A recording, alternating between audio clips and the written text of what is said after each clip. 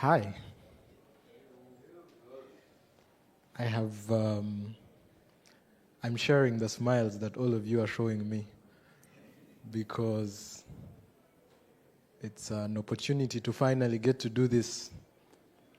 It's been a story of about 7 years, and I'm glad I get to tell it fast at Adopting Bitcoin, and I welcome you all. My name is Brindon, and I will be speaking today about Bitcoin in my home. People who are not from my home call it Uganda. I call it home. So, Bitcoin in Uganda has a story.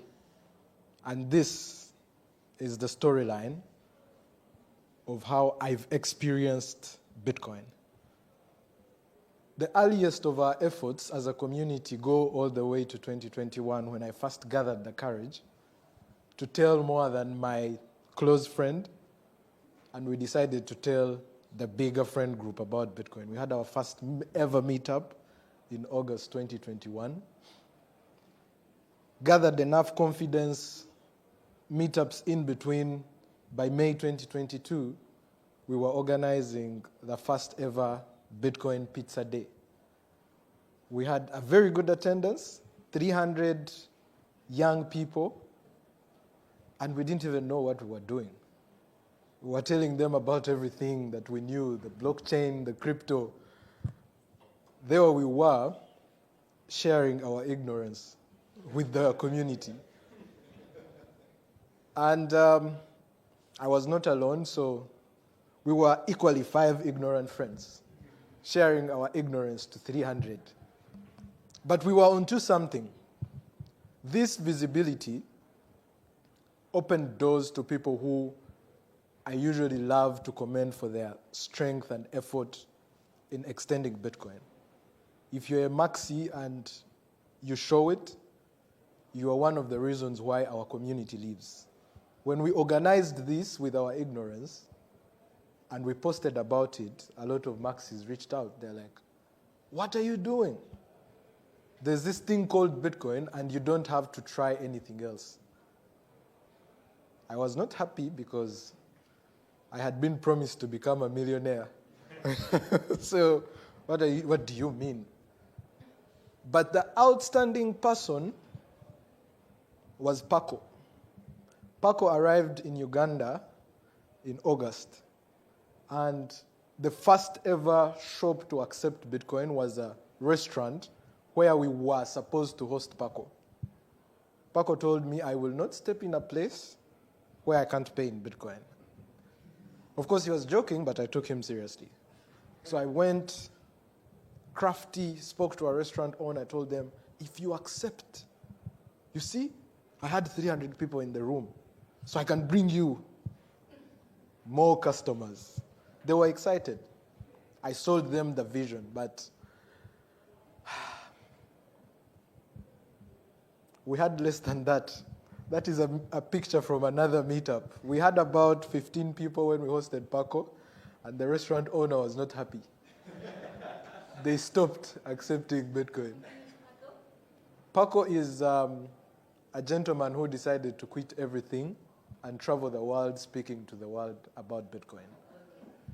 When he landed in Uganda, it was the 3rd country he was visiting. So he was still excited and pumped. That shop, He's so exhausted now, he's retired, he's in Nepal. and he's writing a book. He's actually writing a book. He's very tired. So the vendor was not happy with our efforts, so they dropped the Bitcoin thing. They're like, these guys are a facade. But I'd met Paco, and when we hosted that Bitcoin-only meetup with Paco, something clicked.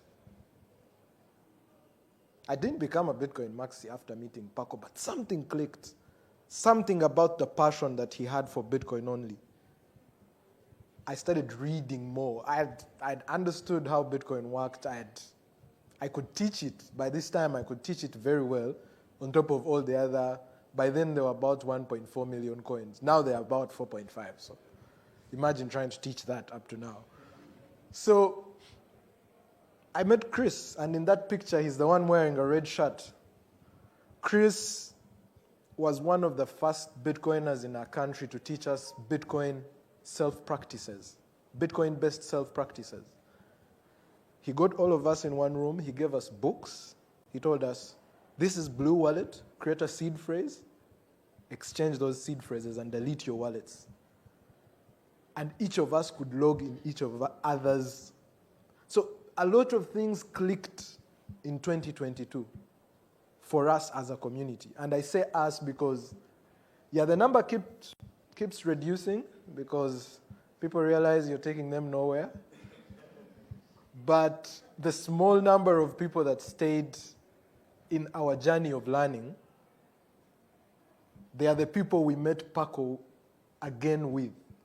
So around October, Paco had been to about 10 countries in Africa, and he had also changed.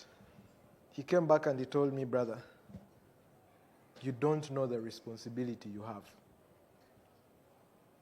Bitcoin is the solution that Africa needs. And you already know about Bitcoin, so take it seriously. Paco was threatening me. When I met him the first time, he was enthusiastic. He told me of all the people he met that don't have the privileges that I had even in my being a student. That meetup is where everything starts. I made a decision on this day to build a Bitcoin community. And we entered 2023 on a very high note. All of you know Machankura. There's a beautiful lady called Noeline. When Noeline heard that I had been converted to Bitcoin only, she's like, I'm going to Uganda. And we had our first ever session, our first ever Bitcoin only meetup in 2023 as a community. What happens then? Well,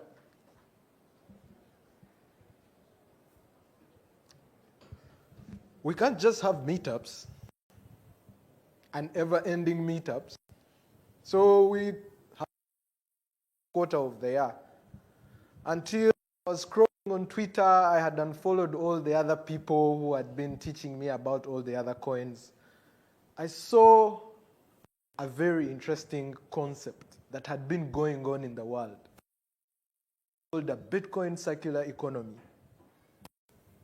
I guess for those of you in the room and those online, I hope you should know that there's a circular economy white paper and you can download it if you just Google. Yeah, and it's for free, it's open source, you will not pay anything. So whatever I am going to show you going forward, you too can do it in your community.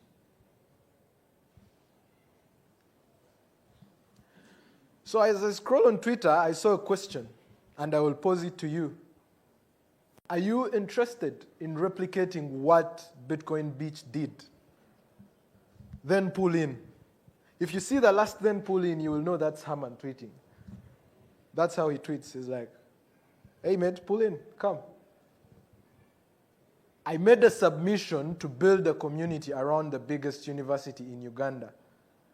And we were supposed to vote online to make sure all the other people who had made submissions like mine, one of us was supposed to be picked to go and learn at a conference. Well, remember the other community have been building and they are shading away and they don't trust me? Well, they came behind me. They voted me, they commented. I actually didn't emerge with the most votes, but I emerged with the most human interactions. I had more comments than votes. Go, Brindon, go. We know your passion. By that time, I was intolerant to anything besides Bitcoin. So I pitched, and for some reason, I won. And after winning, I had to figure out how to get to Prague. Participate in contests at your own risk because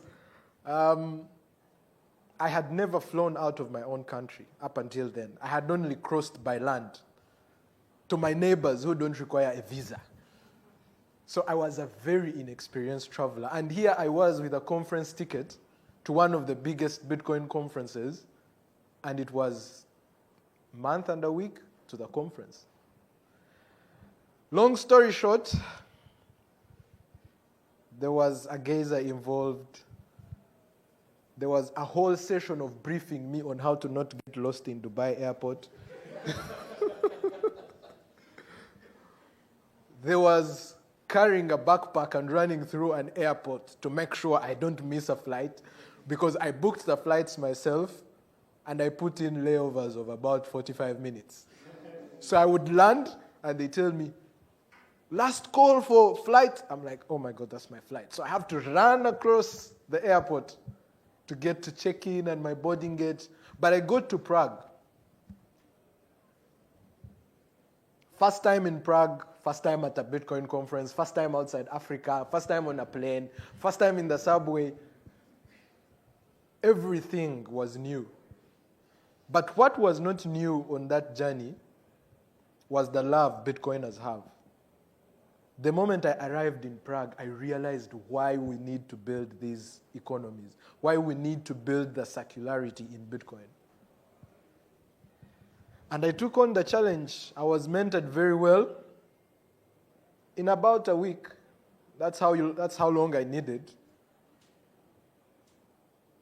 to publish that tweet. If you see the time between, it's about a month. So 9th is when I was in Prague. I came back. Of course, I missed flights coming back. A few of you know the stories. I had to sleep at an airport for 24 hours. Yeah, I missed a flight, and it was very good news, I tell you. So I come back, and a month later, I took on the challenge. But I didn't know what I was doing. Genuinely speaking, that tweet, I texted Fernando and I told him, is this it? It's like, you post. No one is giving you marks. You're building your community.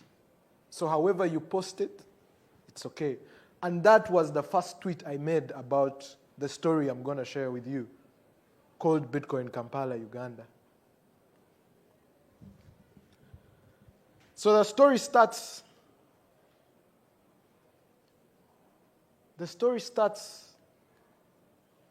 What are we to do with this thing that we have taken on that is called a circular economy? What does a circular economy do? A circular economy is a place where Bitcoin flows into the community and is not changed to the local currency. Now, it's easy to define and harder to figure out. And this had always been my missing piece. 180 kilometers away from the capital was a home for orphaned children, where for some reason the caretaker was as ambitious as me that he discovered Bitcoin on his own. But his ambition stopped on discovering. He received, but cashing out was giving him a problem. So he'd reached out to one of my friends earlier on, and they had connected, and he was helping him to withdraw and feed the kids. When I came back and it was time to build a circular economy, I took the trip with that one friend of mine and a few other people from the community who still believed in me, because now I was sounding crazy. I'm like, guys, we're going to build no cash. We're going to use only Bitcoin. They're like, yeah, we remember. Like last time with Ethereum. So I was the crazy one, but we took our first activation and we took it away from the city. We took it to the place where it was more needed. We received a few donations from, I remember the people. It was Herman, KG from Machankura, and Fernando. Fernando had given me one Bitcoinized POS machine when I was coming from Prague and 14 Bolt cards, because I had helped him set them up for the conference, and he's like, take this, you will find use for it. The fresh fruits that we went with and the food that we took, which was very little in comparison to the children we found, And the books that we took were paid for from the donations we received from Herman and KG. But in a way, Bitcoin was hope. Through us to them, but also from them to us.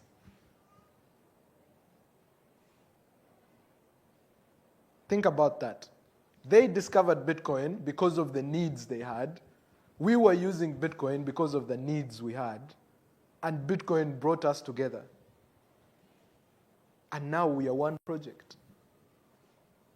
Let me tell you our story. So we went, all these two pictures are from the first time we reached the school. Ignorant us, and this is a characteristic I've carried along the way in the story, now you can tell, we carried more books than food to go visit an orphanage. So we reach and the caretaker is like, okay, I've received donors, but these ones are funny. They come with more books than food. So then I started to understand what was going on, what were the needs, what problems did they need solved. That was our first activation. I came back prepared. The next time I went, I had listened. And you guys in this room and online had listened. We had created a BTC Pay server run website where we received donations and we were able to buy 30 bunk beds. The first time we went there, the children were sleeping down. I had a notebook. I was not going to be ignorant the next time. So I had noted down everything that I thought had to be done. And we wrote it. And we gave it to you, Bitcoiners. And up to now, we are very grateful for the donations. All those donations came. We bought 30 bunk beds. We bought 90 mattresses.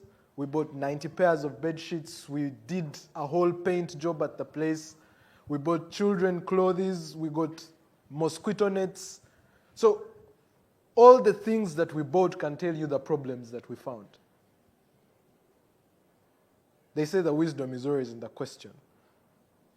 If we were buying 90 mattresses, where have they been sleeping?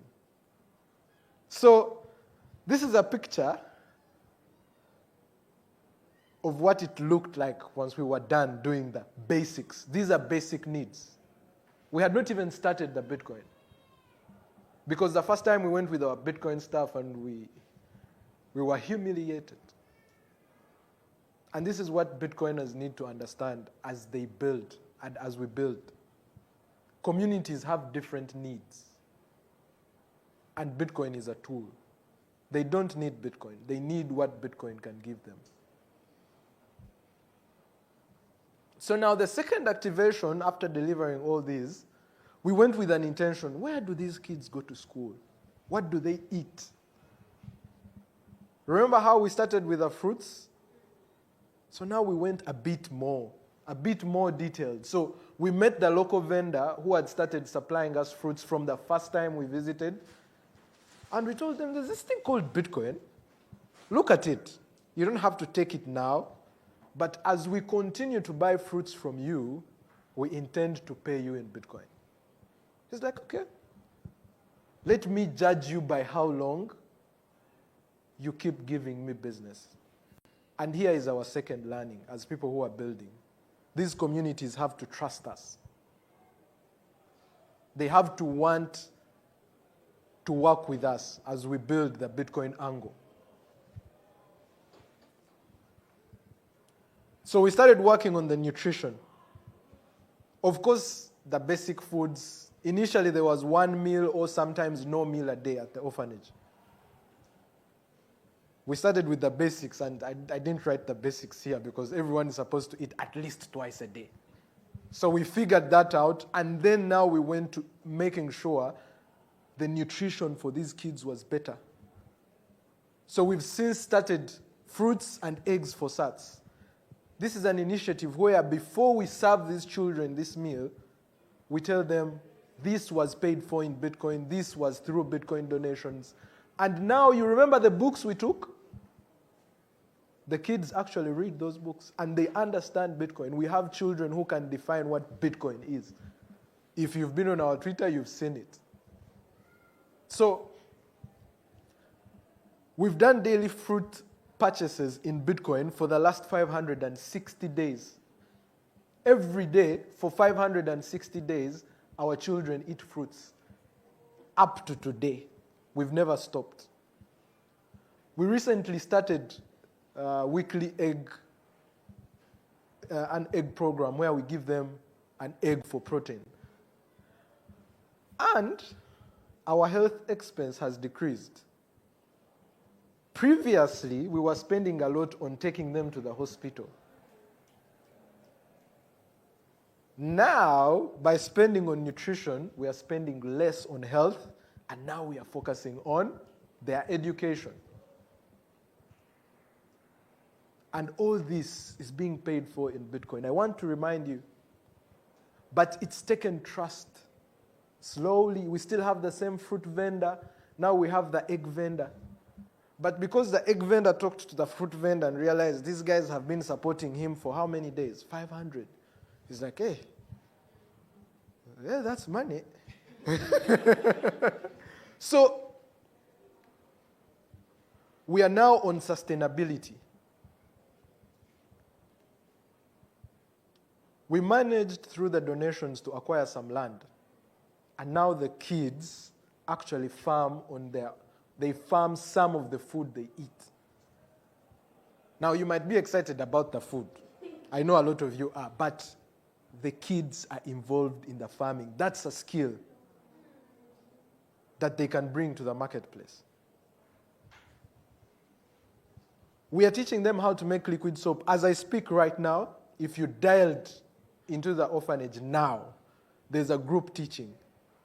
We are doing our second class for the secondary students. They will be producing 200 liters of soap before they go back to school for sale. In Bitcoin, by the way. And I'm about to show you where they will sell that soap for Bitcoin. We have 5 students. Oh, now 15 students are actually in high school as of today because we received results of another cohort that is joining secondary this year. So please continue donating to us because we need it. By teaching these children about Bitcoin and ensuring they have skills that they can offer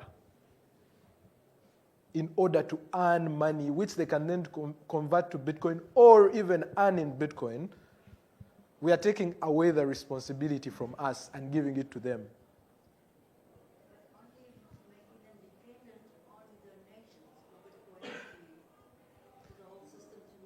I'm coming for you. So, these are our sustainability models. We are skilling them. We are training them on how to tailor. We are giving them how to produce soap.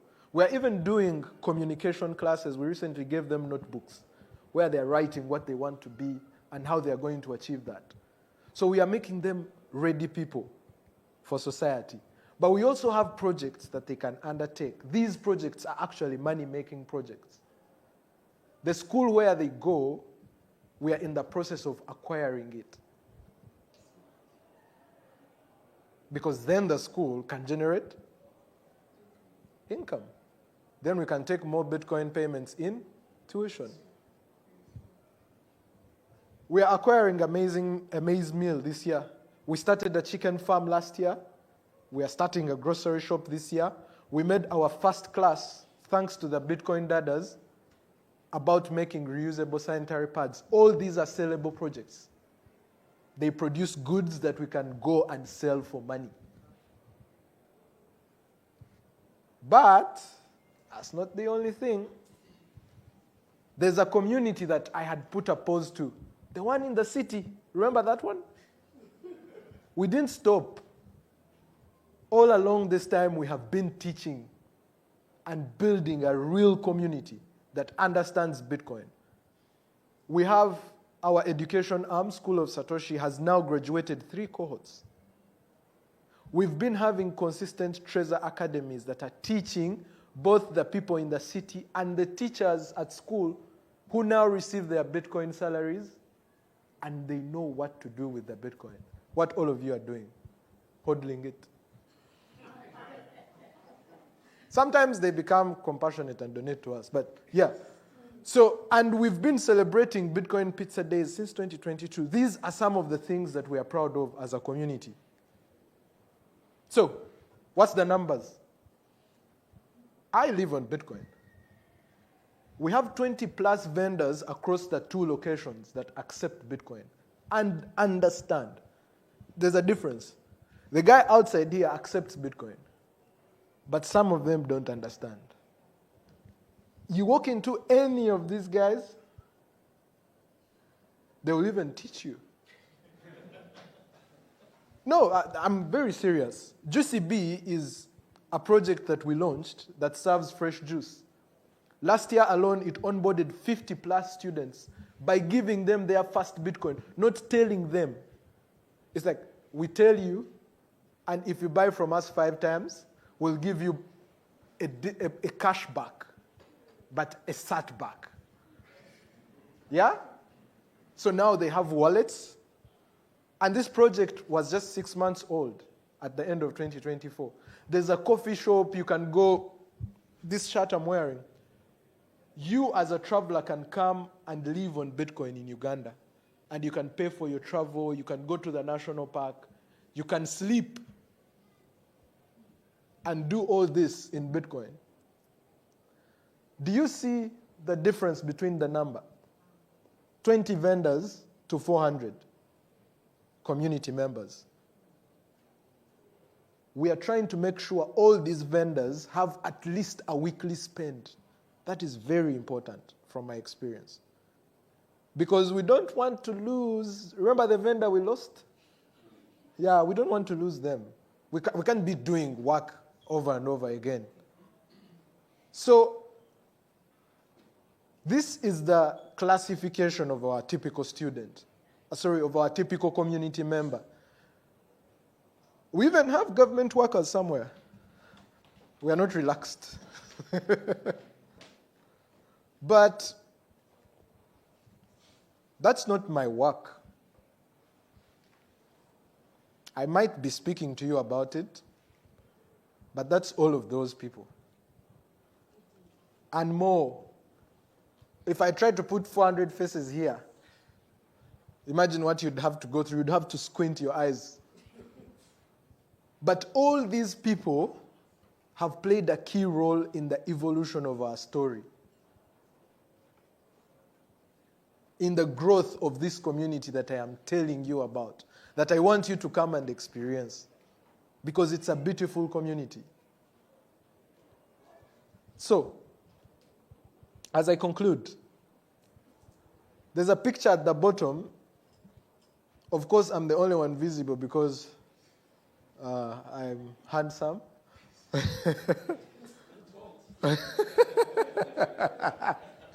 I'm the shortest in that picture. Anyway, that's atop the strongest waterfall in the world. And I think our goal as Bitcoin in Uganda is to build the strongest circular economy in the world. You can come see that place and pay in Bitcoin, but you can come and build with us. The reason that picture gets there is because the 2 people built with us for 6 months. They stayed in our community, and I invite you guys to stay with us. But if you can follow us, that's the first step. We are on Nostr, we are on Twitter. If you make a symbolic donation, we are very happy. And we are learning how to do it on our own. Very soon we will make symbolic donations to other communities. We already are. But we encourage you to do this. We need hands-on. We need builders. We need people who are ready to commit 15 days, 7 days to put in the work. Because building a circular economy is the community's role. All of us. Now, this picture is my favorite picture because it has 2 people from very opposite backgrounds that are aiming to achieve the same thing. On one side is Isma. He's the caretaker of the orphanage. On another side is me. an orphan that he took on. But we are all leveraging Bitcoin for our community. And we work harmoniously together to make sure all these things I've just told you about, and the things I couldn't mention because of time, keep happening. So when you go back home, remember the Bitcoin Circular Economy's white paper is open source. It's free to download, and it takes a week to start it in your community. Thank you very much.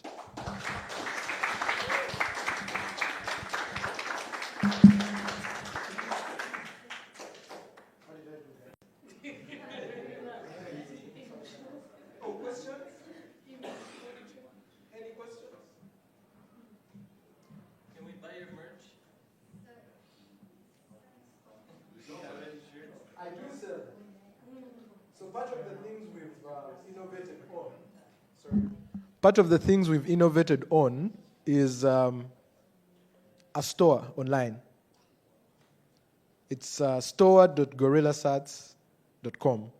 And all the merch that we make within our community. This is very new. It's a special edition. Man like Quakes did the design.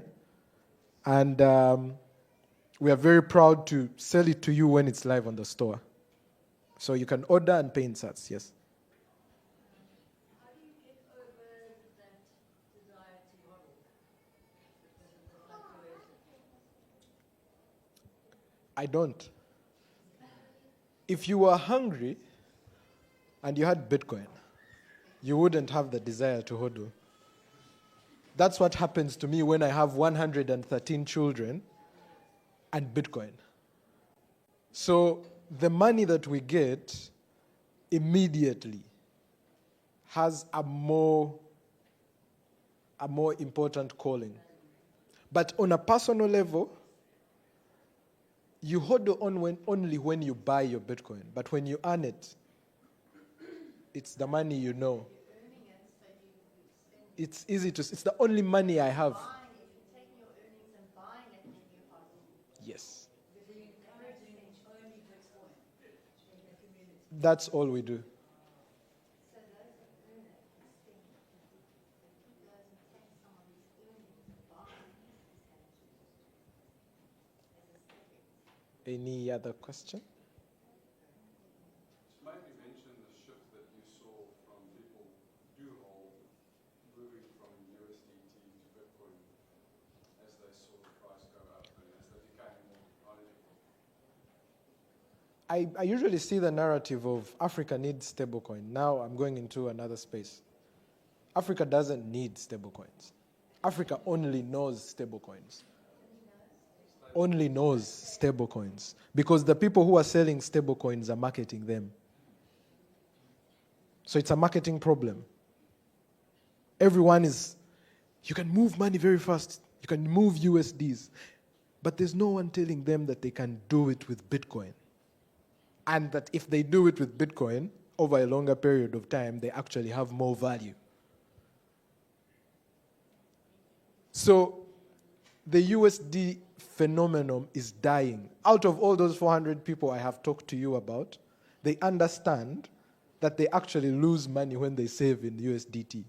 We're trying to grow that to the community to understand, but of course, because the USDT infrastructure has more marketing than us, we can't do anything much. But the people who have actually been using stable pegged currencies, when they convert to Bitcoin, they realize it is actually much faster. I could argue with all of you if we have time. Because it takes, to create a Lightning wallet, anywhere where you can access USDT, you need KYC.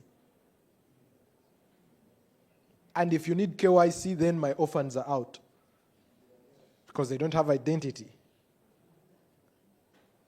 Right? She sees it.